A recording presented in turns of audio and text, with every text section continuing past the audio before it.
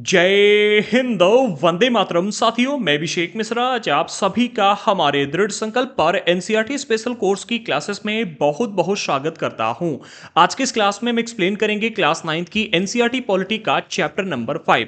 Chapter का नाम है लोकतांत्रिक अधिकार एंड आज के इस चैप्टर में आपको लोकतंत्र में मिलने वाले अधिकारों को एक एक करके समझना है। ओके, तो चलिए आगे बढ़ते हैं और सबसे पहले देख लेते हैं कि आज के इस चैप्टर में आपको क्या क्या पढ़ना है, फिर एक एक करके सभी चीजों को एक्सप्लेन करेंगे। तो आज के इस चैप्टर में टोटल ये 5 टॉपिक दिए गए हैं जिन्हें आपको एक एक करके समझना है। आइए सबसे पहले देख लेते हैं कि ये 5 टॉपिक क्या हैं और इसमें आपको क्या क्या पढ़ना है। तो सबसे पहला टॉपिक है कि अधिकार क्या होते हैं और उनकी जरूरत, अर्थात इसमें आपको यह समझना है कि अधिकारों का मतलब क्या होता है। नॉर्मली अधिकारों का मतलब क्या होता है और लोकतंत्र में इनके होने का महत्व क्या है। फिर दूसरा टॉपिक है लोकतंत्र में अधिकारों की आवश्यकता। इसमें आपको समझना है कि लोकतंत्र में अधिकार क्यों जरूरी है, बहुसंख्यक और अल्पसंख्यक समुदाय की सुरक्षा के लिए। ठीक है। फिर तीसरा टॉपिक है कि भारतीय संविधान में मौलिक अधिकार। इसमें 6 के 6 मुख्य मौलिक अधिकारों के नाम, इनके महत्व और इनका सारांश दिया गया, अर्थात सभी मौलिक अधिकारों को डिटेल में यहां पर एक्सप्लेन किया गया है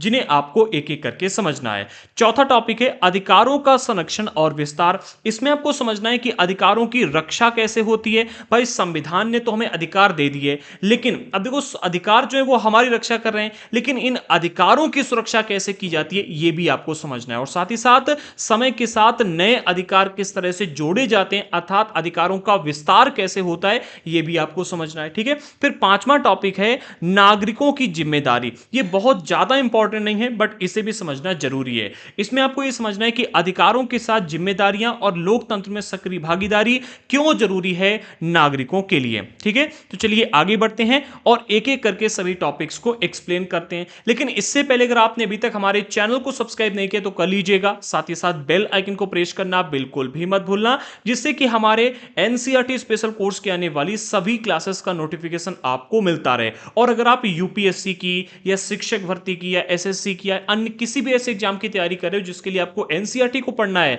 तो आप अभी के भी हमारे इस एनसीईआरटी स्पेशल कोर्स को ज्वाइन कीजिएगा। अभी एक स्पेशल ऑफर आया है, ऑफर के साथ मैं इस कोर्स के बारे में आपको बताता हूं।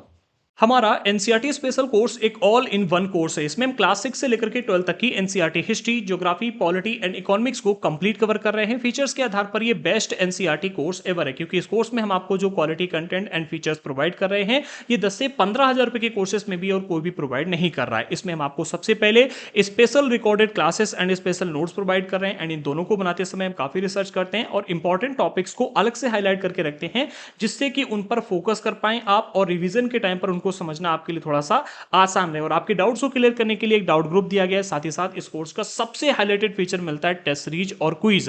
देखो इसमें हम आपको जो टेस्ट सीरीज प्रोवाइड कर रहे हैं, ऐसी टेस्ट सीरीज आपको और कहीं भी मिलने वाली नहीं है, क्योंकि हम इसमें हर एक चैप्टर पर कम से कम 50 से 100 क्वेश्चन तैयार कर रहे हैं, जिससे कि हर एक टॉपिक से बनने वाले सभी तरह के प्रश्नों को आप अच्छी तरह से प्रैक्टिस कर पाए। एंड चूंकि हमारा ये कोर्स एक ऑल इन वन कोर्स है, इसलिए आप किसी भी एग्जाम, देखो इस कोर्स को स्पेशली हमने यूपीएससी वालों के लिए बनाया हुआ है, लेकिन अगर आप इसके अलावा एसएससी की तैयारी कर रहे हो, शिक्षक भर्ती की तैयारी कर रहे हो, पुलिस की तैयारी कर रहे हो, अन्य किसी भी एग्जाम की तैयारी कर रहे हो, तो भी इस कोर्स को ज्वाइन कर सकते हो, क्योंकि इस कोर्स में हम हर एक टॉपिक को बेसिक्स के साथ गहराई से एडवांस लेवल तक कवर करते हैं, जिससे कि हर एक टॉपिक को, हर एक चीज को समझना आपके लिए आसान रहे। एंड चूंकि मैं काफी लंबे समय से यूट्यूब चैनल पर बिल्कुल फ्री में क्लासेस प्रोवाइड कर रहा हूं, इसलिए मुझे पता है कि हर बच्चा पेड कोर्स अफोर्ड नहीं कर सकता, और इसी बात का ध्यान रखते हुए मैंने हमारे इस एनसीईआरटी स्पेशल कोर्स की सभी क्लासेस को कंप्लीटली फ्री कर दिया, जो कि हमारे इसी यूट्यूब चैनल एंड हमारे दृढ़ संकल्प ऐप दोनों ही जगह पर बिल्कुल फ्री में प्रोवाइड की जा रही हैं। अगर आप अभी तक की आई हुई क्लासेस देखना चाहते हो तो हमने डिस्क्रिप्शन बॉक्स में सभी की प्लेलिस्ट दे दी है, प्लेलिस्ट के माध्यम से अभी तक की आई हुई सभी क्लासेस को आप बिल्कुल फ्री में देख सकते हो। एंड हाँ, अगर आप इस कोर्स को ज्वाइन करना चाहते हो तो अभी कभी प्ले स्टोर से हमारे दृढ़ संकल्प ऐप को डाउनलोड कीजिएगा। ऐप की लिंक हमने डिस्क्रिप्शन बॉक्स में दे दी है, अदरवाइज आप प्ले स्टोर पर सर्च कर लेना। डाउनलोड करने के बाद आप रजिस्टर कर लेना, नाम, फोन नंबर, ईमेल आईडी वगैरह डाल करके, फिर आपको कुछ इस तरह का इंटरफेस दिखेगा। अगर आपको ओनली नोट्स चाहिए हैं तो ओनली नोट्स पर क्लिक कीजिएगा, ओनली टेस्ट सीरीज चाहिए तो ओनली टेस्ट सीरीज भी परचेस कर सकते हो। एंड अगर आपको हमारा ये एनसीईआरटी स्पेशल कोर्स या किसी एक सब्जेक्ट का कोर्स चाहिए तो वो भी आप पेड कोर्स पर जाकर के परचेस कर सकते हो। एंड अगर आपको देखना है कि कैसा कंटेंट है, वो फ्री कंटेंट में जाकर के आप देख सकते हो कि नोट्स आपको कैसे मिलेंगे। एंड हाँ, कूपन कोड अभिषेक मिस सर, इस कूपन कोड का इस्तेमाल करने पर कोर्सेस में आपको 25% का डिस्काउंट मिलेगा। एंड अगर आप नोट्स परचेस कर रहे हो तो उसमें भी जो भी डिस्काउंट चल रहा होगा मिलेगा। आप इस कूपन कोड का इस्तेमाल करके कोर्सेस एंड नोट्स को परचेस कर सकते हो डिस्काउंट के साथ। अभी 25 चल रहा है, आगे जो भी होगा वो आपको मिलेगा। ठीक है, तो चलिए आगे बढ़ते हैं और अपने मुख्य टॉपिक पर फोकस करते हैं। तो पिछले चैप्टर की तरह इस चैप्टर की शुरुआत भी कुछ रियल लाइफ एग्जांपल्स के साथ की जा रही है, जिससे कि आप चैप्टर में दिए गए टॉपिक्स के साथ अच्छी तरह से कनेक्ट होकर इन्हें गहराई से समझ सकें। देखो, मेरा मानना है कि अधिकार, आज़ादी, पैसा, पावर, घर, मकान, गाड़ी, माँ बाप, इन सब के महत्व का एहसास उसे बिल्कुल भी नहीं होता है जिन्हें ये जन्म से ही मिला होता है। पैसे का एहसास उसे होता है जो खाली पेट सोता है, या जिसने पैसों की कमी के चलते अपने किसी बहुत नजदीक व्यक्ति को खोया होता है। घर के महत्व का एहसास उसे होता है जो किराए पर रहता है, या जिसके पास अपना सर छिपाने के लिए छत नहीं है, अर्थात घर नहीं है। आजादी और अधिकारों के महत्व का एहसास उसे होता है जो गुलामी में जी रहा होता है, या जिसके पास अधिकार नहीं होते हैं। अब आज के इस चैप्टर में आपको यहां पर सबसे पहले अधिकारों का महत्व और मतलब समझना है। अब अधिकारों का महत्व और मतलब समझने के लिए आपको यह भी जानना होगा कि अगर हमारे पास अधिकार नहीं है तो हमारा जीवन कैसा होगा। और सबसे पहले यहां पर इस चैप्टर में यही बताने का प्रयास किया जा रहा है 3 उदाहरणों के माध्यम से। तो हेडिंग है अधिकारों के बिना जीवन। कहा जा रहा है कि 3 उदाहरण यहां पर दिए गए हैं, जिससे कि आपको यह समझना है कि अगर हमारे पास अधिकार नहीं होंगे तो हमारा जीवन कैसा होगा। आइए सबसे पहले इन तीनों उदाहरणों को एक एक करके एक्सप्लेन करते हैं और यह समझने का प्रयास करते हैं कि अगर हमारे पास अधिकार नहीं होते तो हमारा जीवन किस तरह का होता। ठीक है, तो यहां पर सबसे पहला उदाहरण दिया गया है गुआंतानामो वे का जेल। ठीक है, इस जेल का उदाहरण दिया जा रहा है। आइए इस पूरी स्टोरी को बहुत आसान भाषा में आपके सामने रखते हैं। कहा जा रहा है कि अमेरिकी सेना ने न्यूयॉर्क में हुए 11 सितंबर 2001 के हमलों के बाद दुनिया भर से 600 लोगों को आतंकवाद के संदेह में बिना किसी मुकदमे की गिरफ्तार कर गुआंतानामो वे स्थित जेल में डाल दिया। क्यूबा के निकट स्थित इस टापू पर अमेरिकी नौसेना का कब्जा है। इसे थोड़ा आसान भाषा में समझो। देखो, गुआंतानामो ये जो शब्द है, ठीक है, गुआंतानामो बे, ये एक जगह का नाम है जो कि है एक टापू। ठीक है, ये टापू कहां पर है? क्यूबा के निकट ये टापू स्थित है और इस टापू पर अमेरिकी नौसेना का कब्जा है। ठीक है, होता क्या है, 11 सितंबर 2001 को जब न्यूयॉर्क में हमला हुआ था, ठीक है, इन हमलों के बाद 600 लोगों को, दुनिया भर से 600 लोगों को अमेरिकन जो सेना है, आर्मी है, वो आतंकवाद के संदेह में, यानी कि टेररिस्ट के संदेह में उनको उठाती है, गिरफ्तार करती है और गुआंतानामो वे यहां पर जो जेल है इसमें डाल दिया जाता है। बिना किसी मुकदमे के, बिना इनकी बात को सुने, उठाया, संदेह हुआ, 600 लोगों को इस जेल में डाल दिया गया। डालने के बाद इनमें से कई लोगों को उनके देशों की सरकारों और परिवारों को सूचित किए बिना ही हिरासत में ले लिया गया। यानी कि जो 600 लोग थे, इनमें से कुछ लोगों के देश को और उनके परिवार को सूचित किया गया। बाकी अधिकतर लोग ऐसे थे जिनके ना तो देश की सरकार को बताया गया, ना ही उनके परिवार को बताया गया, ना अन्य किसी को बताया गया। 600 में से कुछ लोगों को उठाया और जेल में डाल लिया गया बिना किसी को बताए। ठीक है, अमेरिकी सेना ने उन्हें गिरफ्तार किया, ठीक है, पूछताछ की और उसी ने फैसला किया कि किसे जेल में डालना है और किसे नहीं। यानी कि यहां पर गिरफ्तार भी अमेरिकी सेना कर रही है, पूछताछ भी अमेरिकी सेना कर रही है और फैसला भी अमेरिकी सेना कर रही है कि क्या करना है, क्या नहीं करना, जेल में डालना या नहीं। यानी कि यहां पर ये जो 600 लोग थे, ठीक है, या इसके साथ और लोगों को गिरफ्तार किया हो गया, उन सभी लोगों के सारे अधिकारों को समाप्त कर दिया। क्या होगा, यह फैसला केवल और केवल अमेरिकी सेना ही कर रही थी। अब जो कैदी बनाए गए 600 लोग, ठीक है, कैदियों को कानूनी सहायता, न्यायिक सुनवाई और पारदर्शिता से वंचित रखा गया। ना तो उनकी कानूनी सहायता उन्हें किसी तरह से मिली, यानी कि कानून इनके लिए पूरी तरह से समाप्त कर दिया गया, ना ही इनकी बात को सुना गया, यानी कि न्यायिक सुनवाई हुई, कोर्ट में कोई भी मुकदमा नहीं गया। जो भी हुआ पूरा का पूरा अमेरिकी सेना ने ही देखा और ना ही कोई भी किसी तरह की पारदर्शिता रखी गई, यानी कि पब्लिक को बताया गया जो कर रही थी अमेरिकी सेना कर रही थी और वही सब कुछ देख रही थी। यानी कि बाहर किसी भी व्यक्ति ने इनको ना देखा ना मिला। क्या कहा जा रहा है, इन कैदियों को परिवार वालों, मीडिया के लोगों और यहां तक कि संयुक्त राष्ट्र के प्रतिनिधियों को भी उनसे मिलने की इजाजत नहीं दी जाती थी। अर्थात जो भी हुआ वो सारा कुछ अमेरिकी सेना ने अपने कंट्रोल में ले लिया। ना तो इनसे इनके परिवार वाले मिल सकते थे, ना मीडिया मिल सकते थे, यहां तक कि संयुक्त राष्ट्र के जो प्रतिनिधि हैं वो भी इन 600 लोगों से नहीं मिल सकते थे। अर्थात इन 600 लोगों के अधिकारों को पूरी तरह से खत्म कर दिया अमेरिकी सेना ने। अब अगर आप इन 600 लोगों से पूछोगे, मिलोगे, तो इनको अधिकारों का महत्व पता होगा, ठीक है। और इनके साथ जैसा चाहा वैसा व्यवहार किया किसने, अमेरिकी नौसेना ने। इसके बाद होता क्या है थोड़ा और समझो। एक अंतरराष्ट्रीय मानवाधिकार संगठन जिसका नाम है एमनेस्टी इंटरनेशनल, ठीक है, इसका नाम आप याद रखना, बहुत इंपॉर्टेंट है। क्या नाम है, एमनेस्टी इंटरनेशनल। इसने गुआंतानामो बे के कैदियों की स्थिति के बारे में सूचनाएं इकट्ठी की और बताया कि उनके साथ जाति की जा रही, जाति यानी कि इनके साथ में बर्बरता की जा रही, इनके अधिकारों का हनन कर दिया गया है और इनके साथ अमेरिकी नौसेना जैसा चाह रही है, अमेरिकी सेना, ठीक है, जैसा चाह रही है वैसा व्यवहार करने में लगी हुई है। उनके साथ अमेरिकी कानूनों के अनुसार भी व्यवहार नहीं किया जा रहा, ठीक है। अमेरिका के जो कानून हैं उनको भी अमेरिकी सेना फॉलो नहीं कर रही इन 600 लोगों के साथ में, और अपने अंडर, अपने अनुसार जो मनाता है वो करने में लगे हुए हैं। अनेक कैदियों ने भूख हड़ताल करके इन स्थितियों के खिलाफ विरोध करना चाहा। कई लोगों ने कहा कि भाई हम भूख हड़ताल पर बैठ जाएंगे तो शायद मेरी बात यहां पर सुन ली जाए, पर उनको जबरदस्ती खिलाया गया और जिन लोगों ने नहीं खाया उनके नाक के रास्ते पेट में भोजन पहुंचाया गया। नाक के रास्ते पाइप डाल दिया गया और पाइप के थ्रू, जैसे आपने कभी कभी देखा होगा अगर आप हॉस्पिटल वगैरह गए होंगे, तो जो आईसीयू के पेशेंट रहते हैं जो ज्यादा सीरियस होते हैं, जो मुंह से नहीं खा सकते, उनके नाक के जरिए एक पाइप डाला जाता है, ठीक है, और उस पाइप के जरिए वो खाना अंदर भेजा जाता है, ठीक है, लिक्विड टाइप का होता है, उसे इंजेक्शन में भर करके सिरंज में अंदर डाला जाता है। तो इसी तरह से यहां पर अमेरिकी सेना ने भी इनके साथ में जबरदस्ती इनको खाना खिलाया, जिन्होंने नहीं खाया नाक के जरिए उनके पेट में पहुंचा दिया गया। जिन कैदियों को आधिकारिक रूप से निर्दोष करार दिया गया कि भाई हाँ, अमेरिकी सेना ने जिनको निर्दोष कह दिया कि हाँ ये निर्दोष हैं, उनको भी नहीं छोड़ा, ठीक है। अमेरिकी सेना का कि हाँ ये निर्दोष हैं लेकिन इनको हम छोड़ेंगे नहीं, ठीक है, मेरा मन होगा तभी छोड़ेंगे। संयुक्त राष्ट्र द्वारा कराई गई एक स्वतंत्र जांच से भी इन बातों की पुष्टि हुई कि हाँ भाई अमेरिकी सेना इनके साथ बहुत बड़े पैमाने पर ज्यादती कर रही है। इन्होंने क्या कहा, स्वतंत्र रूप से जांच कराई, किन्होंने, संयुक्त राष्ट्र ने, ठीक है।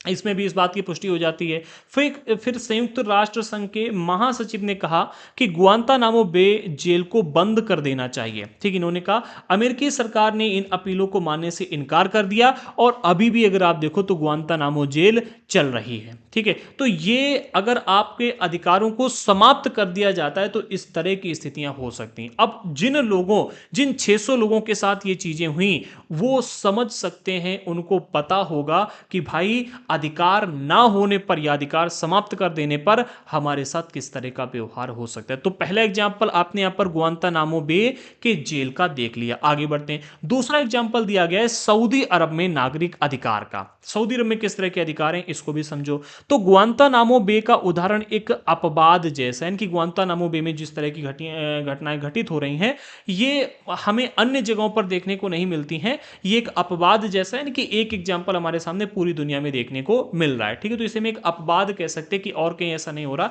केवल यही ऐसा कर रहे हैं, क्योंकि इसमें एक देश की सरकार दूसरे देशों के नागरिकों के अधिकारों का उल्लंघन कर रही है। हाँ ये भी है, एक तो ये है कि भाई यहां पर केवल हम देखते हैं कि एक ही एग्जांपल है। दूसरा, एक देश की सरकार है जो कि दूसरे देशों के जो नागरिक हैं उनके अधिकारों का उल्लंघन कर रही है, अपने देश के नागरिकों के अधिकारों का उल्लंघन नहीं कर रही है, ठीक है। तो हम इसे एक अपवाद की तरह देख सकते हैं, यानी कि एक ऐसा एग्जाम्पल जो हमें और कहीं देखने को नहीं मिल रहा है, यानी कि एक अलग तरह का एक अपवाद के रूप में, ठीक है। आगे बढ़ते हैं, आइए अब सऊदी अरब का उदाहरण देखें कि वहां की सरकार अपने नागरिकों को कितनी आजादी देती है, इस पर थोड़ा सा गौर कीजिएगा, ठीक है। हमने एक गुआंतानामो बे का एग्जांपल देख लिया, अब सऊदी अरब का भी देखते हैं। तो पहले पॉइंट में यहां पर कहा जा रहा है कि देश में एक वंश का शासन चलता है और राजा या शाह को चुनने या बदलने में लोगों की कोई भूमिका नहीं होती। अर्थात यहां पर जो देश में रहने वाले नागरिक हैं वो चाहें या ना चाहें उनको देश में जो राजा या शाह है उसके बनाए हुए नियमों को फॉलो करना होगा, उनके अनुसार ही चलना होगा। अगर देश के लोगों को राजा या शाह पसंद नहीं आ रहे हैं तो वो उनको हटा नहीं सकते। जो राजा या शाह बना हुआ है वही वहां पर राजा रहेगा। ठीक है, क्योंकि यहां पर एक वंश का ही शासन चल रहा है। कहां पर? सऊदी अरब में। ठीक है, और राजा या शाह चुनने में जनता की कोई भी भूमिका नहीं है। दूसरा, शाह ही विधायिका और कार्यपालिका के लोगों को चुनते हैं, यानी कि यहाँ पर जिस वंश का शासन चल रहा है, जो शाह होते हैं, यही यहाँ की विधायिका को चुनते हैं कि कौन किस तरह से नियम बनाएंगे और कौन किस पद पर कार्य करेगा। यानी कि कार्यपालिका के लोगों को भी शाह ही चुनने का कार्य करते हैं। जजों की नियुक्ति भी शाह करते हैं कि भाई किस न्यायपालिका में किस पोस्ट पर कौन सा जज बैठेगा, इनकी नियुक्ति भी शाह कर रहे हैं और वे उनके फैसलों को पलट भी सकते हैं। यानी कि यहां पर जो राजा या शाह है वो सबसे ज्यादा पावरफुल है। ठीक है, आपको न्याय मिल भी गया लेकिन अगर शाह को लगा कि नहीं ये सही नहीं है तो वो उस जो भी फैसला हुआ होगा उसको पलटने की ताकत रखते हैं। ठीक है, तो इस तरह की घटनाएं में देखने को मिलती है। इसके अलावा एक और चीज समझिएगा, दो तीन पॉइंट और हैं। अगले पॉइंट में कहा जाए लोग कोई राजनीतिक दल या संगठन नहीं बना सकते। जैसे कि भारत में अगर आप देखो तो आप पार्टी बनाओ, कोई नहीं रोक सकता। ठीक है, अगर आपको राजा पसंद नहीं आ रहा है तो अगले चुनाव में बदल डालो, जनता है बदल सकती है। ठीक है, हमारे यहाँ पर विधायिका का चुनाव जनता करती है। कार्यपालिका का चुनाव की अगर बात की जाए तो यहाँ पर उसकी प्रॉपर एक पूरा नियम बना हुआ है कि हाँ इसके लिए टेस्ट करवाए जाएंगे, टेस्ट में जो पास होगा, जो योग्य होगा वो कार्यपालिका में जाएगा। ठीक है, इसके अलावा जजों की नियुक्ति, इसके लिए भी एक हमारे सामने पारदर्शी प्रक्रिया देखने को मिलती। ठीक है, लेकिन वहां पर ऐसा नहीं है। ठीक है, और भारत में हम कोई भी संगठन बना सकते हैं, राजनीतिक दल बना सकते हैं, लेकिन वहां पर नहीं बना सकते। इसके अलावा मीडिया भी शाह की मर्जी के खिलाफ कोई भी खबर नहीं दे सकती। यानी कि वहां पर सब कुछ कंट्रोल केवल एक परिवार कर रहा है, एक वंश कर रहा है जो वहां पर राज करता है, बाकी और कोई भी इन चीजों को कंट्रोल नहीं कर रहा है। ठीक है, इस तरह की स्थितियां अगर देखें तो अभी हमारे भारत देश में नहीं है। ठीक है, अगले पॉइंट में कहा जा रहा है कोई धार्मिक आजादी नहीं है। जैसे कि भारत में हिंदू, मुस्लिम, सिख, ईसाई, जैन, पारसी, यहूदी, किसी भी धर्म के आप व्यक्ति हो, ठीक है, आपको धार्मिक आजादी मिली हुई है। आप कहीं भी बैठ करके अपनी अगर आपकी प्रॉपर्टी है तो कहीं भी बैठ करके आप अपने धर्म का वखान कर सकते हो। ठीक है, पूजा पाठ कर सकते हो, जो भी करनी है, लेकिन वहां ऐसा नहीं कर सकते। वहां क्या है, सिर्फ मुसलमान ही यहाँ के नागरिक हो सकते हैं। भारत का नागरिक किसी भी धर्म का व्यक्ति हो सकता है, लेकिन वहां पर सिर्फ मुसलमान, अन्य धर्म के जो लोग हैं इनको वहां उस देश का नागरिक बनने का कोई भी अधिकार नहीं है। आगे, यहां रहने वाले दूसरे धर्मों के लोग घर के अंदर ही अपने धर्म के अनुसार पूजा पाठ कर सकते हैं। ठीक है, अगर आप सऊदी अरब में रह रहे हो तो आपको अपने घर के अंदर ही पूजा पाठ या अपने धर्म के अनुसार पालन करना होगा।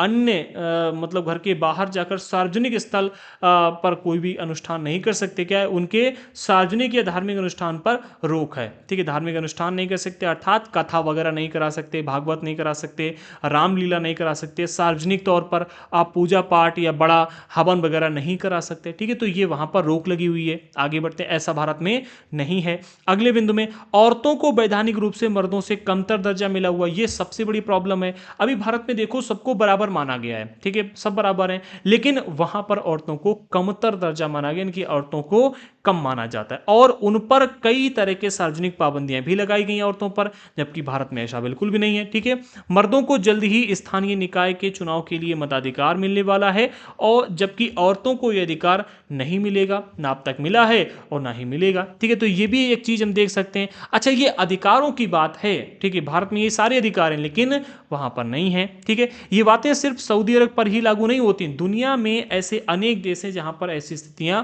आज भी मौजूद हैं। जैसे कि अभी अगर आप प्रेजेंट टाइम में अफगानिस्तान को देखोगे तो वहां पर भी हमें कुछ इसी तरह की स्थितियां देखने को मिल रही हैं। ठीक है, ऐसे और भी कई सारे देश हैं जहां पर आपको इस तरह की स्थितियां देखने को मिलेंगी। ठीक है, आगे बढ़ते हैं। तो ये हो गया हमारा सऊदी अरब का दूसरा एग्जाम्पल। अब तीसरा एग्जाम्पल है कोसोवो का। ये एग्जाम्पल सच में बहुत इंटरेस्टिंग है और काफी मतलब बड़ा है। ठीक है, इसे थोड़ा समझिएगा, हिस्ट्री से जुड़ा हुआ एग्जाम्पल है, इस पर प्रश्न बन सकता है।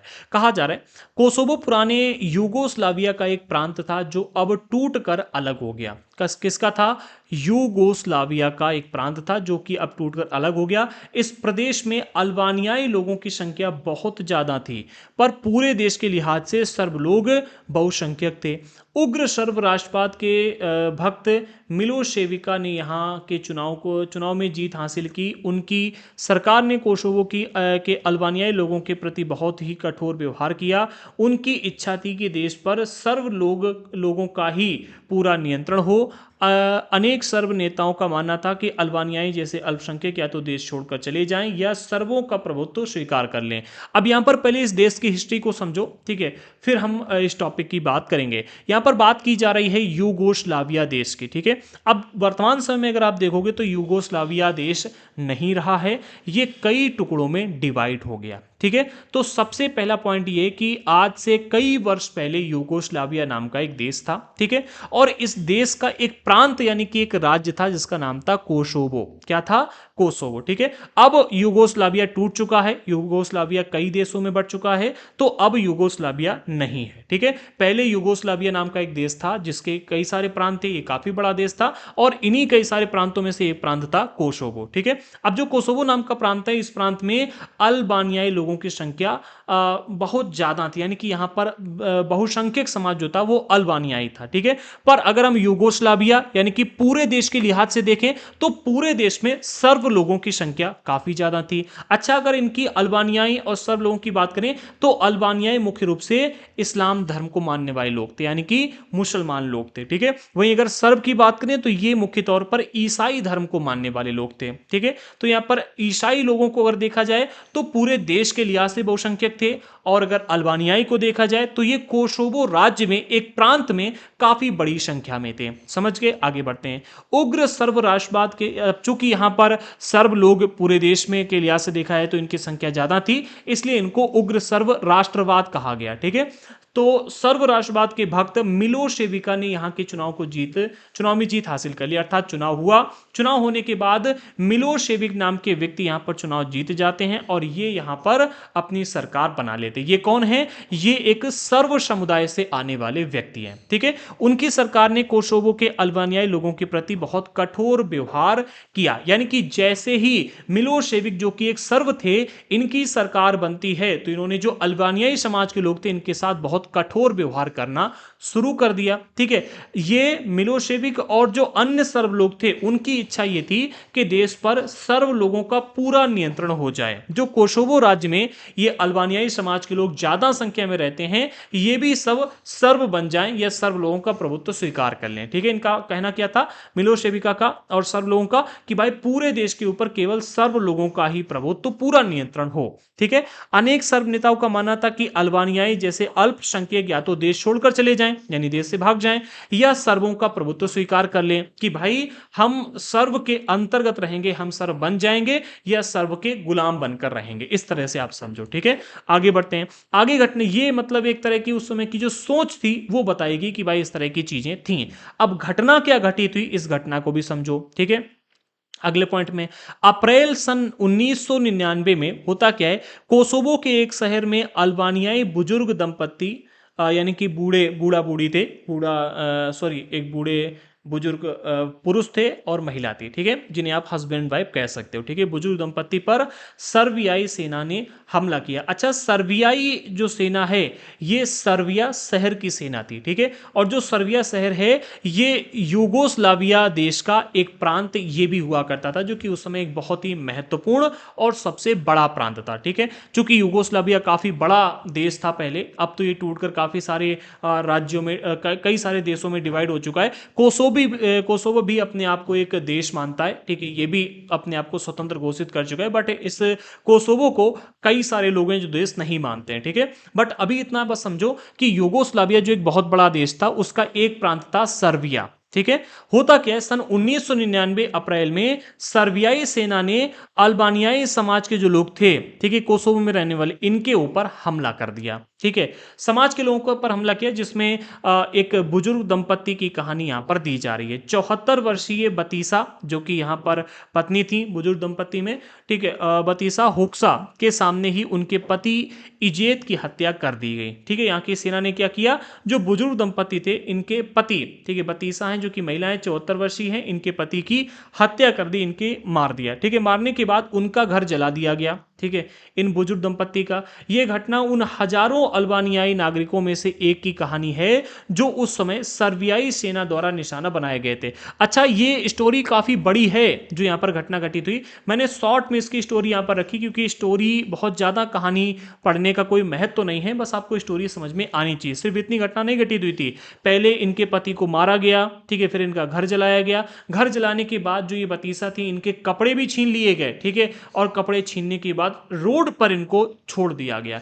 इसी तरह से और भी कई सारे इलाकों में घटनाएं घटित हुई। ठीक है, आगे बढ़ते हैं। तो क्या हुआ, सर्बियाई सेना द्वारा कई सारे अल्बानियाई जो नागरिक थे, हजारों अल्बानियाई नागरिकों को, अर्थात इस्लाम धर्म को मानने वाले नागरिकों को यहां पर शिकार बनाया गया, अर्थात निशाना बनाया गया। यह हिंसा एक लोकतांत्रिक रूप से चुने गए नेता जिनका नाम है मिलोशेविक, इनके आदेश पर हुई थी। जो मिलोशेविक हैं, ये लोकतांत्रिक देश, पहले यूगोस्लाविया एक लोकतांत्रिक देश था, अभी भी है। ठीक है, तो इस लोकतांत्रिक राज्य में चुने गए नेता के द्वारा करवाई गई थी। जैसे कि हमारे यहाँ पर अभी प्रधानमंत्री मोदी जी हैं, पहले इनसे मनमोहन सिंह थे, इससे पहले और भी लोग थे। ठीक है, कई सारे लोग बने। ठीक है, तो ऐसे नेता के द्वारा ये घटना करवाई गई, इसके आदेश पर जो लोगों के द्वारा चुना गया था। ठीक है, आगे, जातीय पूर्वाग्रहों के चलते हाल के वर्षों में जो सबसे बड़े नरसंहार हुए, उनमें यह संभवतः सबसे भयंकर था। ठीक है, अच्छा, केवल यही एक नरसंहार हमें देखने को नहीं मिलता।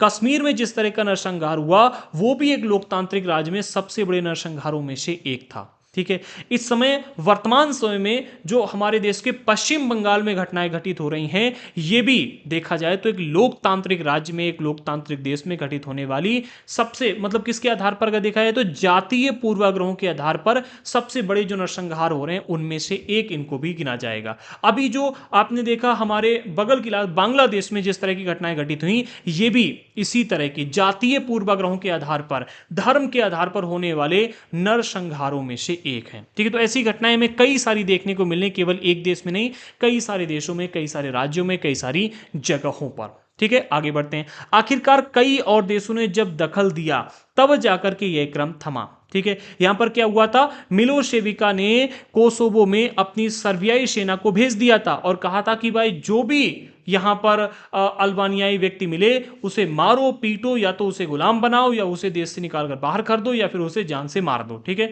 बुरी तरह से नरसंहार होने लगा। यहां पर जब बहुत भयंकर नरसंहार होने लगा, तो कई सारे देशों में, कई और देशों ने यहां पर दखल देना शुरू कर दिया और इसका मतलब काफी विरोध किया। यहां पर जो नाटो की सेनाएं वो भी गई थी, उसने जाकर के इसे रोका, तब जाकर के यहां पर जो नरसंहार हो रहा था, इसका क्रम थमा। मिलोशेविक की सत्ता समाप्त हो गई। ठीक है, ये क्रम थमा और मिलोशेविक की सत्ता समाप्त हुई, क्योंकि यहां पर कई सारे देशों ने आकर के दखलंदाजी दी, इतना बड़ा नरसंहार नहीं करने दिया और उन पर अंतरराष्ट्रीय न्यायालय में मानवता के खिलाफ अपराध का मुकदमा चला कि आप केवल धर्म के आधार पर किसी व्यक्ति के साथ ऐसा कैसे कर सकते हो, वो भी एक लोकतांत्रिक देश में। ठीक है, तो लोकतांत्रिक देश में जिस तरह की घटना यहां पर हमें देखने को मिली है कि भाई प्रधानमंत्री ने या फिर यहाँ के इस देश के जो सबसे प्रमुख हैं, उन्होंने ऐसा कह दिया कि भाई जाओ और मार डालो सबको। ठीक है, तो ये एक बहुत बड़ी घटना है। ठीक है, ऐसी घटनाएं डायरेक्टली जो कि राज्य के प्रमुख के द्वारा निर्णय लिया जा रहा है, ऐसी घटनाएं में और कहीं देखने को नहीं मिलती। हमारे कश्मीर में भी ऐसा नहीं हुआ। कश्मीर में जो हुआ वो आतंकवाद है। ठीक है, पश्चिम बंगाल में जो हुआ वो भी हम एक तरह से आतंकवाद ही कह सकते हैं, या जो आम जनता है वो आपस में लड़ रही है, ऐसा कह सकते हैं। लेकिन यहां पर डायरेक्ट जो मिलोशेविक हैं, ठीक है, जिनकी सरकार बनी, जो चुनाव जीते, वो आदेश दे रहे थे। इसलिए ये लोकतांत्रिक देश में इस तरह की घटनाएं हमें और कहीं भी देखने को नहीं मिलती। तो यहां पर आपने ये देखा कि जब हमारे अधिकारों को समाप्त कर दिया जाता है, तब हमारे साथ किस तरह की घटनाएं घटित होती हैं, क्या होता है। ठीक है, तो अधिकारों का महत्व तो आपको यहां पर समझ में आ गया होगा। ठीक है, और अधिकार क्या होते हैं, ये अभी आपको और थोड़ा सा समझना बाकी है। ठीक है, तो लोकतंत्र में अधिकार हमारी अगली हेडिंग है और यहां पर आपको समझना है कि अधिकार क्या है। ठीक है। तो कहा जा रहा है कि गुआंतानामो बे के कैदियों, सऊदी अरब की औरतों और कोसोवा के अल्बानियाई लोगों और भारत में 1984 की जो घटना है, ये जब इंदिरा गांधी जी की हमारे यहाँ पर हत्या कर दी गई थी उन्हीं के सिक्योरिटी गार्ड के द्वारा, जो कि सिख थे। तो हत्या करने के बाद देश में एक बहुत बड़ा दंगा फैल गया था, पूरे देश में दंगे होने लगे थे, सिख लोगों के प्रति ज्यादा ही आक्रोश हो गया था और कई सारी घटनाएं भी देखने को मिली थी। ठीक है। और इसके अलावा 2002 के दंगे, जब गोधरा कांड हुआ था, ठीक है, गुजरात में, तो वहां से हिंदू मुस्लिम वाली हिंसा भड़की थी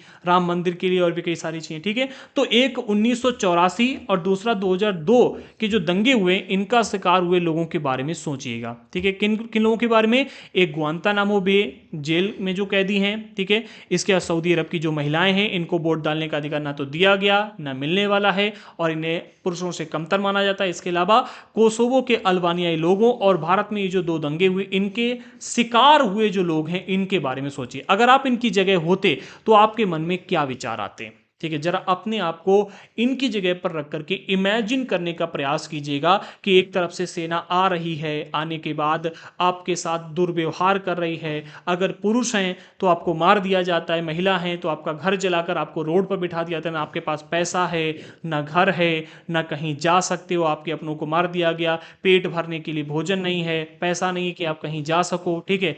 आज़ादी पूरी तरह से छीन ली गई, अधिकार पूरी तरह से समाप्त हो गए। या फिर इस जेल में खुद को इमेजिन करके देखिएगा कि आपके सारे अधिकार समाप्त हो चुके हैं, या सऊदी अरब की औरत बनकर देखिएगा, या ये जो दंगे हुए, दंगे में शिकार हुए लोग, किसी का सर फोड़ दिया गया, किसी के हाथ पैर काट डाले गए, किसी के कुछ कर दिया गया। तो अगर आप इनकी जगह खुद को रख कर के इमेजिन करोगे तो आपको अधिकारों का महत्व तो समझ में आएगा। ठीक है। आगे, अगर आपके हाथ में महत्वपूर्ण फैसले करने का अधिकार होता तो आप उपर्युक्त घटनाओं को ना होने देने के लिए क्या करेंगे?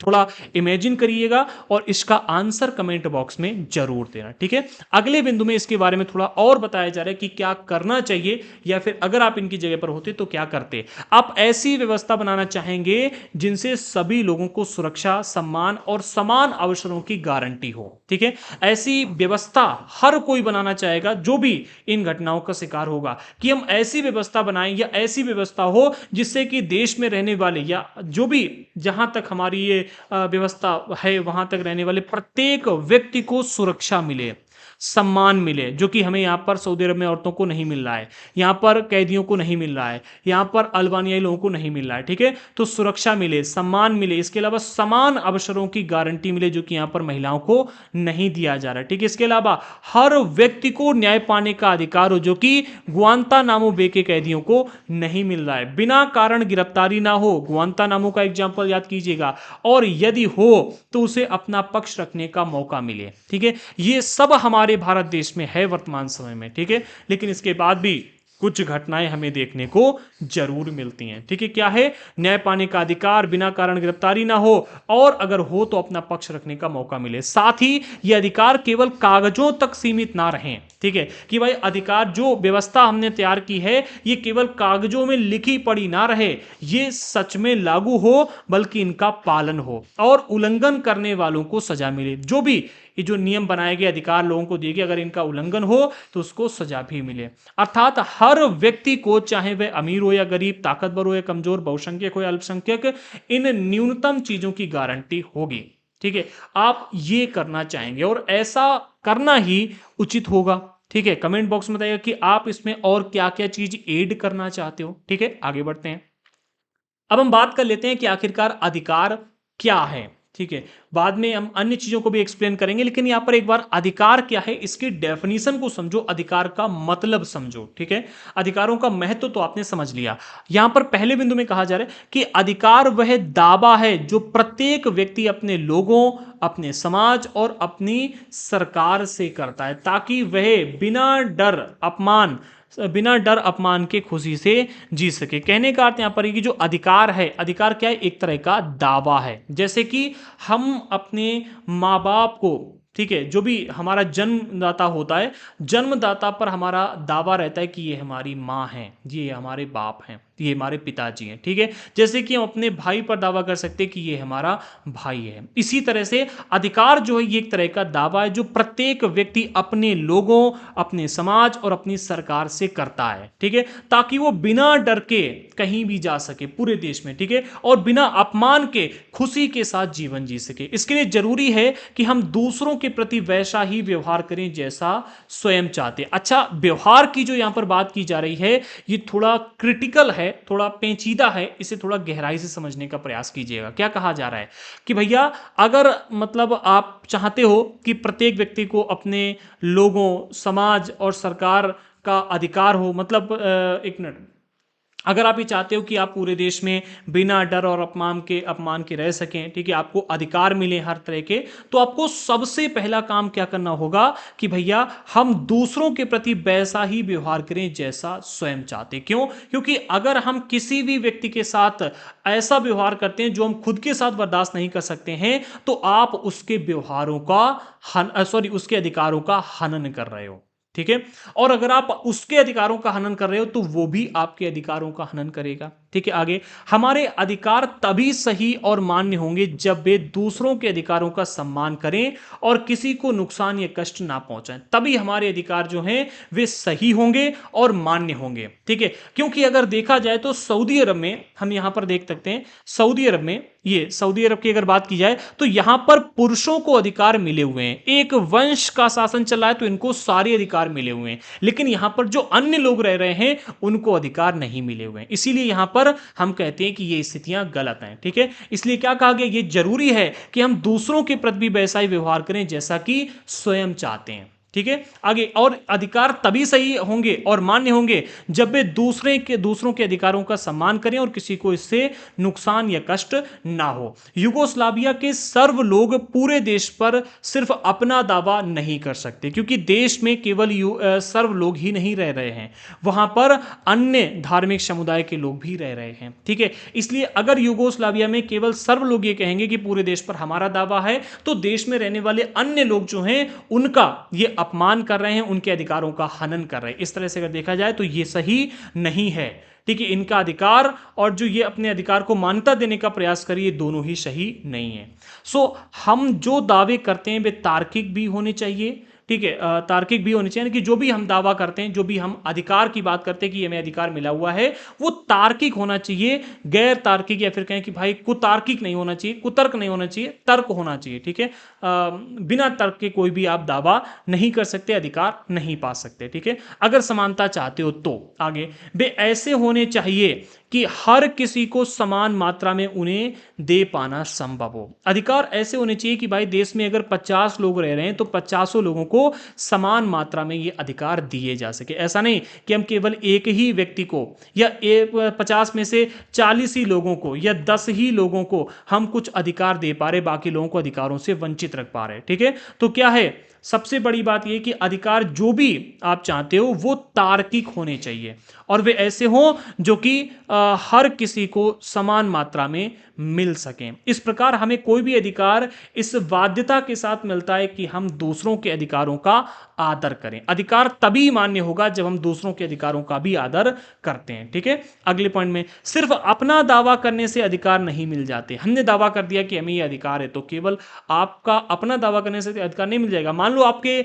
पिताजी के 5 बेटे हैं, ठीक है, 5 में से केवल आप अपने पिता का पूरा संपत्ति या पिता के पूरे सम्मान को, पूरे व्यवहार को, पिता के ऊपर केवल आप अपना दावा नहीं कर सकते। आपके 4 अन्य भाई भी हैं, वो भी पिता पर उतना ही दावा करेंगे जितना आप करोगे, उनका भी आपके पिता पर उतना ही अधिकार है जितना कि आपका है, ठीक है। इसलिए जितने भी लोग हैं आपके समाज में सबको बराबर का हक मिलना चाहिए, तभी अधिकार मान्य होता है, ठीक है। सिर्फ आपका अपना दावा करने से अधिकार नहीं मिल जाते, उनके लिए समाज की स्वीकृति भी जरूरी है। अच्छा हाँ, ये भी आप समझिएगा, सिर्फ आप अगर दावा कर रहे हैं कि हमें अधिकार मिलना चाहिए या अधिकार है, तो आपको अधिकार नहीं मिल जाएगा। अधिकार तभी मिलेगा जब उस अधिकार को समाज की स्वीकृति मिलेगी, अर्थात समाज उसे एक्सेप्ट करेगा कि हाँ ये अधिकार इन लोगों को मिलना चाहिए, सभी को मिलना चाहिए, ठीक है।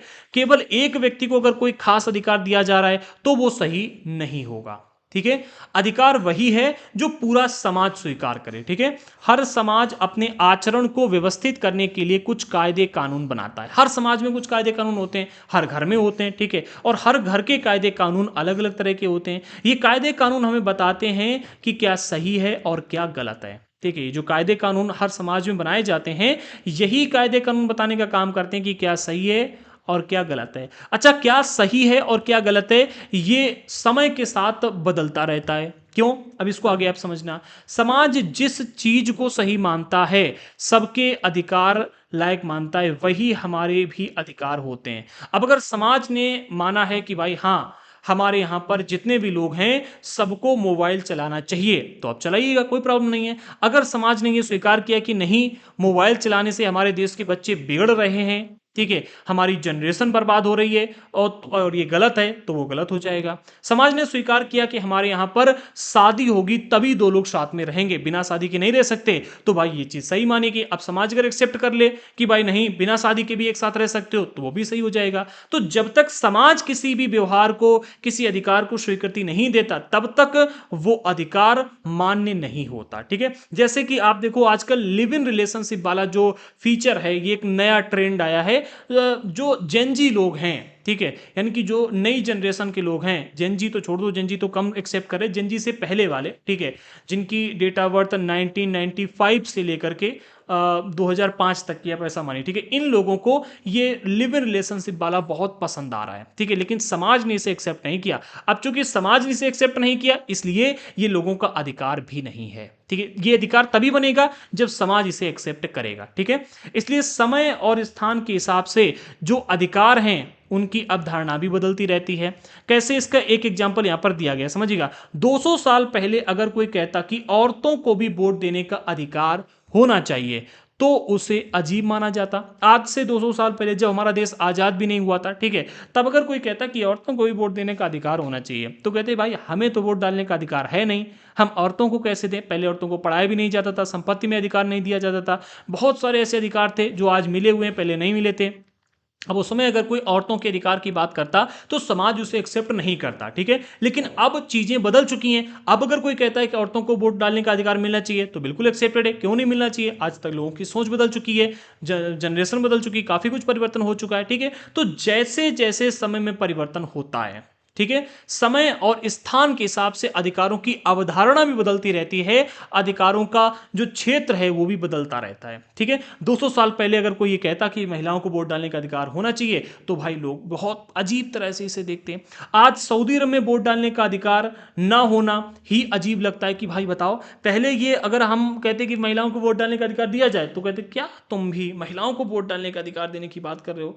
और आज सऊदी अरब में महिलाओं को वोट डालने का अधिकार नहीं है, तो हम कहते देखो, यहां पर महिलाओं को वोट डालने का अधिकार नहीं दिया गया। तो समय और स्थान के साथ क्या है, जो अधिकार हैं ये बदलते रहते हैं। अब आगे चल करके पता नहीं कौन सा अधिकार मिले, दिया जाए, इसके लिए कोई कुछ नहीं कह सकता। ठीक है। अगले बिंदु में कहा जा रहा है, जब समाज में मान्य कायदों को लिखित पढ़त में ला दिया जाता है, तो उनको असली ताकत मिल जाती। क्या कहा जा रहा है? जब समाज में कोई भी कायदा, ठीक है, मान्य कायदा को, जैसे कि अभी हम देखते हैं कि महिलाओं को वोट डालने का अधिकार है, शिक्षा का अधिकार है, ठीक है, संपत्ति में समान अधिकार है, बात करने का अधिकार है, हर तरह का अधिकार दिया गया। ठीक है। तो जब समाज में कोई भी मान्य कायदा, जिसे समाज ने स्वीकार कर लिया, इसको लिखित पढ़त में ला दिया जाता है, अर्थात कानून बना दिया जाता है, तो उनको असली ताकत मिल जाती। किनको? इन कायदों को, समाज को, इन अधिकारों को असली ताकत मिल जाती। इनके बिना वे प्राकृतिक या नैतिक अधिकार ही रहते हैं, जो कि हम देख सकते। जैसे कि पहले अगर बात की जाए कि माँ बाप की संपत्ति में केवल पुरुषों का ही अधिकार होता था। ठीक है।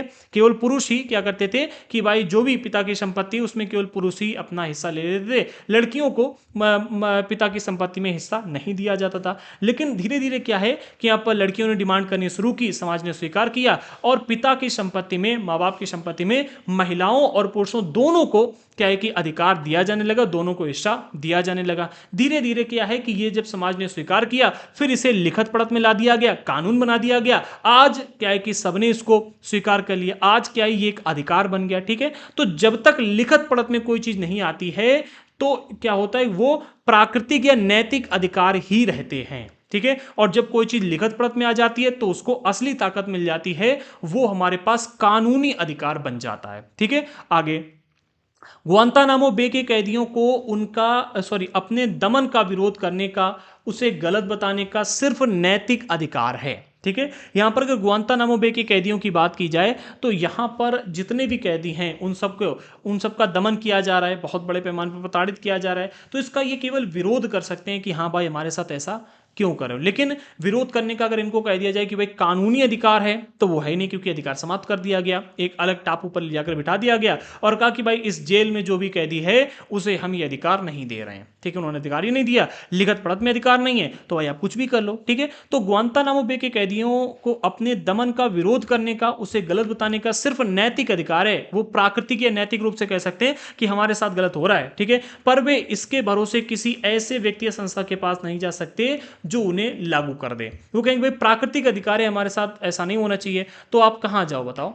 जो भी संस्था है उस संस्था के पास अपने खुद के कानून बने हुए हैं। ठीक है, तो कानूनी तौर पर ये नहीं कह सकते, क्योंकि इनको केवल और केवल प्राकृतिक और नैतिक अधिकार मिला हुआ है कि भाई इनके साथ गलत नहीं होना चाहिए। ठीक है, आगे।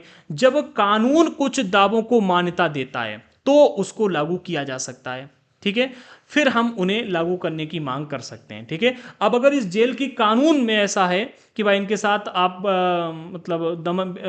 दमन नहीं कर सकते, ठीक है, इनके साथ आप गलत व्यवहार नहीं कर सकते, तो भाई ये जा सकते थे कोर्ट में। ठीक है, इनके लिए कोई व्यक्ति चला जाता और जाकर कहता तो इनके साथ कुछ ना कुछ तो अच्छा किया जाता। ठीक है, अगले पॉइंट में इसको थोड़ा ध्यान से और समझना। अगर अन्य नागरिक या सरकार इन अधिकारों का आदर नहीं करते, ठीक है, इनका उल्लंघन करते, तो हम इसे अपने अधिकारों का हनन कहते, अर्थात जो भी अधिकार दिए गए हैं व्यक्ति को। ठीक है, अगर कोई नागरिक या सरकार, ठीक है, अगर आपके अधिकारों का आदर नहीं करती है, उल्लंघन करती है, तो भाई हम ये कह सकते हैं कि हमारे अधिकारों का हनन हो रहा है। आप ये कह सकते हो कि आपके अधिकार का हनन किया जा रहा है। ठीक है, ऐसी स्थिति में कोई भी नागरिक अदालत का दरवाजा खटखटा सकता है, कोर्ट जा सकता है कि भाई सरकार हमारे अधिकारों का हनन कर रही है, या इस समाज के लोग हमारे अधिकारों का हनन कर रहे हैं, या ये व्यक्ति हमारे अधिकारों का हनन कर रहा है। ठीक है, अपने अधिकारों की रक्षा की मांग कर सकता है हर व्यक्ति। ठीक है, अगर उसके अधिकारों का हनन हो रहा है तो। ठीक है, इसलिए अगर किसी दावे को अधिकार कहते हैं तो उसमें ये तीन बुनियादी चीजें होनी चाहिए। कौन कौन सी चीजें? सबसे पहला कि अधिकार लोगों के तार्किक दावे हों, जो कि हमने सबसे पहले पॉइंट में यहां पर आपको बताया था। क्या है कि भाई तार्किकता होनी चाहिए, ऐसा नहीं कि आप कुछ भी कह रहे हो और उसे मान लिया जाए। ठीक है, तो सबसे पहली शर्त क्या है, एक मिनट इरेज कर लेते हैं। अगर आप चाहते हो कि आपका दावा, जो भी आप दावा कर रहे हो वो एक मिनट, अगर किसी दावे को अधिकार कहते हो आप, ठीक है, कि हाँ भाई ये हमारा अधिकार है, ठीक है, तो उसमें ये तीन चीजें होनी चाहिए। सबसे पहला तार्किकता, अधिकार लोगों के तार्किक दावे होने चाहिए। ठीक है, दूसरा इन्हें समाज से स्वीकृति मिली होनी चाहिए। ठीक है, और तीसरा अदालतों द्वारा मान्यता मिली होनी चाहिए, समाज ने स्वीकार किया हो, ठीक है, कि हाँ हम इसे एक्सेप्ट करते हैं। ठीक है, और अदालत ने भी मान्यता दी, अर्थात उस पर कानून बना होना चाहिए और तार्किक दावा होना चाहिए। ठीक है, आगे बढ़ते हैं। अब तार्किकता किस तरह की, ये मैं ऑलरेडी आपको बता चुका हूं। ठीक है, आगे बढ़ते हैं। अब आप यहां पर ये समझिएगा कि लोकतंत्र में अधिकारों की क्या जरूरत है। ठीक है, आखिरकार अधिकार मिल गए, ठीक है, अब लोकतंत्र में अधिकार की जरूरत है हमें। ठीक है, बट लोकतंत्र में स्पेशली क्यों है, इसको और समझो। ठीक है, लोकतंत्र की स्थापना के लिए अधिकारों का होना जरूरी है। अगर आप लोकतंत्र की स्थापना करना चाहते हो तो लोकतंत्र में क्या है, सर्वोपरि होती है जनता। ठीक है, और जनता के अधिकार, तो लोकतंत्र की स्थापना के लिए अधिकारों का होना बहुत जरूरी है। ठीक है, लोकतंत्र में हर नागरिक को वोट देने, चुनाव लड़ने, इन दोनों का अधिकार होना चाहिए, चुनाव लड़ने का भी और वोट देने का भी, अर्थात अपना राजा चुनने का और खुद लोगों का राजा बनने का, ये दोनों अधिकार होने चाहिए। लोकतांत्रिक चुनाव के लिए लोगों को अपने विचारों को व्यक्त करने की, राजनीतिक पार्टी बनाने और राजनीतिक गतिविधियों की आज़ादी का होना जरूरी है। हाँ, किसी भी लोकतांत्रिक चुनाव के लिए, अब जैसे कि उसे आपने दो अधिकार दे दिए कि आप किसी को वोट डालने का और चुनाव लड़ने का अधिकार दे रहे हो, लेकिन चुनाव लड़ने के लिए भी कुछ अधिकार चाहिए। तो इसमें क्या है कि भाई अपने विचारों को व्यक्त करने की, अगर हमारे मन में विचार आ रहा है कि मोदी जी गलत कर रहे हैं तो हम व्यक्त करेंगे कि हाँ आपके जो राजा हैं वो गलत कर रहे हैं। ठीक है, तो विचारों को व्यक्त करने की, फिर राजनीतिक पार्टी बनाने की, जैसे कि चाइना में अगर आप देखो तो आप अपनी कोई स्पेशल प्राइवेट राजनीतिक पार्टी नहीं बना सकते। ठीक है, तो वहां पर अगर आपको पार्टी बनानी करनी है तो सरकार से परमिशन लेनी होगी, ठीक है। ये पूर्ण लोकतंत्र नहीं होगा, ठीक है। लोकतंत्र में क्या है कि आपको अपनी राजनीतिक पार्टी बनाने का अधिकार होना चाहिए, फिर राजनीतिक गतिविधियों की भी आज़ादी होनी चाहिए, जो भी राजनीतिक गतिविधियां होती, चुनाव लड़ने के लिए चुनाव प्रचार करना और भी जो भी राजनीतिक गतिविधियां होती, इनकी आज़ादी होनी चाहिए। अगले बिंदु में कहा जा रहा है लोकतंत्र में अधिकारों की एक खास भूमिका है, कोई छोटी मोटी नहीं, अधिकारों की बहुत ही इंपॉर्टेंट भूमिका रहती है। अधिकार बहुसंख्यक के दमन से अल्पसंख्यकों की रक्षा करते हैं, ठीक है। क्या है, जो बहुसंख्यक समाज होता है इससे अल्पसंख्यक समाज की रक्षा करने का काम करते हैं अधिकार। ये इस बात की व्यवस्था करते हैं कि बहुसंख्यक किसी लोकतांत्रिक व्यवस्था में मनमानी ना करें। अब जैसे कि हमने देखा एग्जाम्पल में कि जो ये वाला पहला वाला एग्जाम्पल था, दूसरा वाला ये नहीं, तीसरा वाला एग्जाम्पल ये कोसोवो वाला, ठीक है। यहां पर हमने देखा कि जो युगोस्लाविया है ये एक लोकतांत्रिक देश है। कैसा लोकतांत्रिक देश है, ठीक है। चुनाव के जरिए यहां पर जो मिलोशेविक हैं ये चुने जाते हैं, ठीक है। सर्व लोग यहां पर क्या है कि बहुसंख्यक थे, इन्होंने अल्बानियाई जो अल्पसंख्यक लोग थे इनके साथ जाति की और इनका मतलब बड़े पैमाने पर देखा जाए अगर तो हनन किया इनके अधिकारों का, ठीक है। ऐसा नहीं होना चाहिए। यहां पर क्या है, लोकतंत्र में अधिकारों की खास भूमिका, अधिकार जो है ये बहुसंख्यक के दमन से अल्पसंख्यक की रक्षा करने का कार्य करते हैं, ठीक है। अब जो हमने देखा कोशावा ही है, ठीक है, कोसोवो, हाँ कोसोवो में यहाँ पर जो बहुसंख्यक समाज के लोग हैं इन्होंने अल्पसंख्यक समाज के लोगों का दमन किया और यहाँ के जो अधिकार इनको मिले हुए थे उन्होंने इन अल्पसंख्यक समाजों की रक्षा नहीं कर पाए। तो अधिकार ऐसे होने चाहिए, जो लोकतंत्र में अधिकार की एक बहुत ही इंपॉर्टेंट भूमिका होती है, ऐसे होने चाहिए कि भाई बहुसंख्यक समाज के दमन से अल्पसंख्यक समाज की रक्षा कर पाएंगे अधिकार, ठीक है। ये इस बात की व्यवस्था करते हैं कि बहुसंख्यक किसी लोकतांत्रिक व्यवस्था में मनमानी ना करें, जैसा कि कोसोवो में हुआ, ठीक है। ऐसा नहीं होना चाहिए। आगे, अधिकार स्थितियों के बिगड़ने पर एक तरह की गारंटी जैसे हैं, जैसे कि स्थितियां बिगड़ रही हैं तो जो अधिकार मिले हुए होते हैं ये एक तरह की गारंटी का काम करते हैं कि भाई हम सरकार के पास जाएंगे, कोर्ट के पास में जाएंगे कि हमें इस देश के कानून ने, इस देश के संविधान ने ये अधिकार दिए हुए हैं, ये गारंटी दी हुई है कि अगर आप इस देश में रहते हो तो आपके साथ कोई भी जाति नहीं कर सकता, धर्म के आधार पर भेदभाव नहीं किया जाएगा, या ये वो चीजें नहीं होंगी, तो हमें ये प्रोवाइड की जाए, हमें सुरक्षा दी जाए, ठीक है। तो यहां पर क्या एक अधिकार जो है एक तरह की गारंटी होते हैं, जब भी स्थितियां बिगड़ती हैं तो ये गारंटी का उपयोग करते हैं। जैसे कि आप कोई प्रोडक्ट लेकर के आते हो, ठीक है, उसकी वारंटी होती है, गारंटी होती है, ठीक है। इसी तरह से अधिकार भी एक तरह की गारंटी है किसी भी देश में रहने के लिए। अगर कुछ नागरिक दूसरों के अधिकारों को हड़पना चाहें तो स्थिति बिगड़ सकती है, ठीक है। जैसे कि यहाँ पर बहुसंख्यक समुदाय के लोगों ने अल्पसंख्यक समुदाय की जो भी अधिकार थे इनको हड़पने का प्रयास किया, ठीक है। यह स्थिति आमतौर पर तब आती है जब बहुमत से लोग अल्पमत में आगे लोगों पर प्रभुत्व कायम करना चाहते, जैसा कि हमने देखा कोसोवो में, ठीक है। वहां पर जब सर्व समुदाय के लोग बहुमत में आ गए, ठीक है, और जो इस्लाम धर्म को मानने वाले लोग थे ये अल्पसंख्यक में चले गए, तो यहाँ पर बहुसंख्यक के लोगों ने जो अल्पसंख्यक थे इनके इनके ऊपर अपना प्रभुत्व कायम करने का प्रयास किया। इनसे कहा कि भाई या तो आप देश छोड़कर चले जाओ या मेरे प्रभुत्व में रहो, जैसा हम कहते हैं वैसा करो, ठीक है। तो यहाँ पर दोनों ही चीजें हमें देखने को मिलती हैं। आगे, ऐसी स्थिति में सरकार को नागरिकों के अधिकार की रक्षा करनी चाहिए, जबकि यहाँ पर कोसोवो की अगर बात की जाए तो यहाँ पर सरकार ने ही इनके अधिकारों को खत्म करके और बहुत बड़ा मतलब कांड किया। लेकिन कई बार चुनी हुई सरकार भी अपने ही नागरिकों के अधिकारों पर हमला करती है। यह संभव है कि वह नागरिकों के अधिकारों की रक्षा ना करे। अच्छा, रक्षा ना करे वाली बात अगर हम देखें तो हमारे देश में दो जगह पर देखने को मिलती है, एक कश्मीर और दूसरा पश्चिम बंगाल, ठीक है। कश्मीर और पश्चिम बंगाल दोनों जगह पर देखने को मिल रही है वर्तमान में, आप देखो, ठीक है।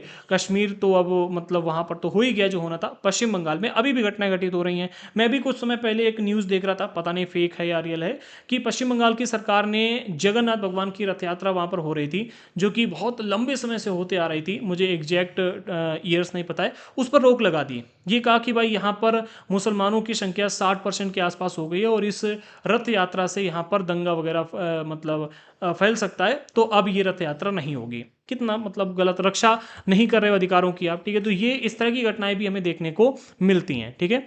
आगे बढ़ते हैं। इसलिए कुछ अधिकारों को सरकार से भी ऊंचा दर्जा दिए जाने की जरूरत है, ताकि सरकार भी उनका उल्लंघन ना कर सके। हमारे देश में कई सारे अधिकार हैं जो जिनको सरकार से भी ऊंचा दर्जा दिया गया, जिन्हें कहते हैं मौलिक अधिकार। क्या कहते हैं? मौलिक अधिकार कहते हैं इन्हें। हम अभी आगे एक्सप्लेन करेंगे, ठीक है। तो क्या है कि इसलिए कुछ अधिकारों को सरकार सरकार से ऊपर बिठाने की जरूरत है, कि अगर सरकार यहां पर फेल हो रही है तो ये अधिकार जो है सरकार से भी ऊपर हैं, ये लोगों की रक्षा करेंगे, ठीक है। आगे, अधिकांश लोकतांत्रिक शासन व्यवस्थाओं में नागरिकों के अधिकार संविधान में लिखित रूप में दर्ज होते हैं। अधिकांश देशों में, हमारे देश में भी हैं, ठीक है। जैसे कि अगर हम अपने देश की बात करें तो हमारे देश में मौलिक अधिकार दिए गए 6, पहले 7 मौलिक अधिकार थे, ठीक है। लेकिन अभी अगर आप देखोगे तो हमारे देश में टोटल 6 मौलिक अधिकार हैं। एक है आपके पास समानता का, दूसरा है स्वतंत्रता का, तीसरा है शोषण के खिलाफ अधिकार, चौथा धार्मिक स्वतंत्रता का, पांचवा है शैक्षिक व सांस्कृतिक अधिकार, और छठा है ये संवैधानिक उपचार का अधिकार। ये 6 अधिकार अभी भारतीय संविधान के द्वारा हमें दिए गए। एक और था संपत्ति का अधिकार, जो कि अब कानून बन चुका है, ये मौलिक अधिकार में नहीं रह गया है, ठीक है। पहले मौलिक अधिकार में ही ये था। आगे बढ़ते हैं। अब हमारा जो अगला टॉपिक रहेगा वो है भारतीय संविधान में अधिकार। तो यहां तक हमारा ये पार्ट 1 रहा है, ठीक है। अगला टॉपिक जो हमारा है इसे हम पार्ट 2 में कवर करेंगे, क्योंकि पार्ट 1 ऑलरेडी 50 मिनट से ऊपर जा चुका है, ठीक है। तो अब हम प्रयास करेंगे कि भाई अगले पार्ट में भारतीय संविधान के जो मौलिक अधिकार हैं इनको एक एक करके एक्सप्लेन करें। यहां पर आप देखिए कितने डिटेल में रखे हैं। समानता का अधिकार फुल डिटेल में, एक एक पूरा का पूरा जो अक्षर अक्षर दिया गया है, पूरे प्रावधानों को बहुत डिटेल में रखा है, छुआछूत के अन्य ग्रुप हर चीज को। फिर स्वतंत्रता का अधिकार आप देखो कितने डिटेल में रखा हुआ है।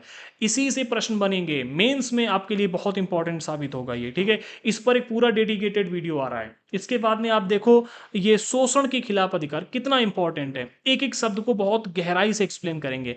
फिर धार्मिक स्वतंत्रता के अधिकार में क्या क्या बातें कही गई, एक एक शब्द को अच्छे समझना।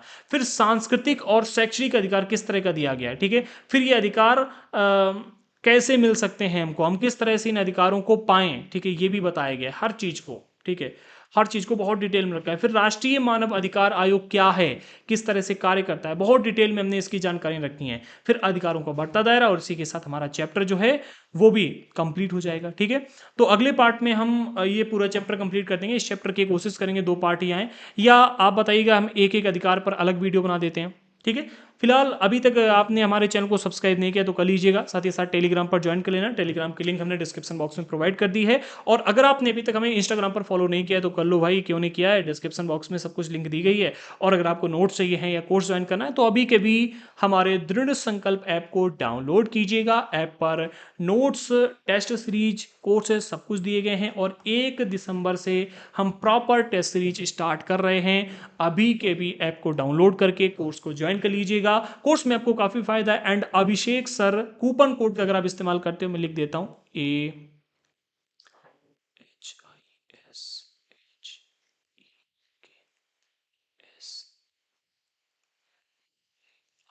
अभिषेक सर, इस कूपन कोड का अगर आप इस्तेमाल करते हो तो आपको नोट्स में भी और कोर्सेस में भी मैक्सिमम डिस्काउंट मिलेगा, ठीक है। अभी दिवाली ऑफर आ गया है, दिवाली ऑफर में इस पर और हैवी डिस्काउंट चल रहा है, तो कोर्स अगर ज्वाइन करना है तो कर लो। कोई भी प्रॉब्लम आ रही है तो इस नंबर पर आप हमें व्हाट्सएप पर मैसेज कर सकते हो, और मैसेज करके अपनी समस्या का समाधान भी ले सकते हो। और इसी के साथ हमारी आज ही कोशिश करेंगे कि आज ही क्लास 9 की एनसीईआरटी पॉलिटी कंप्लीट हो जाए, ठीक है। और फिर हम कल से क्लास 10th की पॉलिटी को स्टार्ट करेंगे। मिलते हैं अगले वीडियो के साथ में, तब तक के लिए जय हिंद साथियों।